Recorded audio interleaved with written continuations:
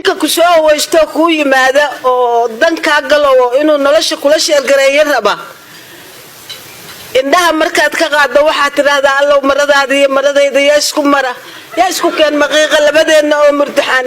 mirira kadibna aqalkeeno yara mugdiya madiibad caanaha meel halkeerayaal koob la soo meeray midigtaada yaa ku rida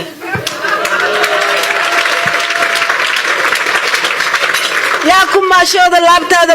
muunada le war moorteem hawshaas waa marcelis dhinac bay ka raran yihiino waxay jecel yihiin gabdhaha cadcad haddaad madowdahay maanta dhan ag marayso waxaad moodaa xalay inaad dambi ka gashay markaan imid markaa iskool baa la geeyay iskool baan dhiganahayay laakiin naag weyn oo baadiye ka timid oo waxaan ahay ilaa 17 gaadhay cuqdada madowguna waa igu jiray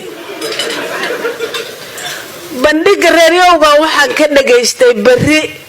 9 gabdhood oo Soomaaliya oo quruxda ku tartantahay yimaadeen jubba saacad markay 2 saac tahay balaaya dhacday who cares anigu waxaan maanta horta waa inaad tijaabisid Soomaalida arintan cuqdadaahuna ka harto maxaa taagan gabdhihii Soomaalida wada cadcad oo labisan kuwii raaxamarka kuwii carabta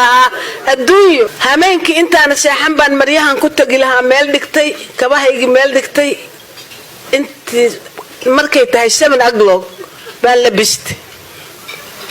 taxi baan u yeertay jubbaan sii istaagay nimankii Soomaaliyeed oo dhan meelay joogaan maanta jubba diyaar lagu yahay mid shaqeeye iyo mid baaga muuda iyo mid homeless oo nin walba wuxuu leeyahay waxaad arki jirtay miyaa maanta imaanaya mise wax guryaha lagu hayay adreeskan fiirsaday dabaqa labaad qolka soo dhaweynta gabdhaha quruxda ku tartamaya waa fiirsaday waa soo galay nin baa marka horay fadhiyo oo loo diyaariyay inuu gabdhaha soo dhaweeyo meel walba waxa taagan waxaan soo jiiray waxaad moodid xajka inay taraarayaan oo nimana ninkii markaan u imid waxbuu qorahayay wuxuu arkay culayska soo ag istaagay wuu ifiiriyay wuxuu isiri balaayadan maxay tahay maanta wuxuu yiri maxaa doonays soo nalooma yeerin baan ku iri laguma yeerin ma dhigi kara buteero ma laha wuu naxay wuxuu yiri maanta hada qoftaan gudbisay arma lagu xiray shaqada laga cayriya waxa la rabay gabdhuhu inay soo dhamaadaan teentedi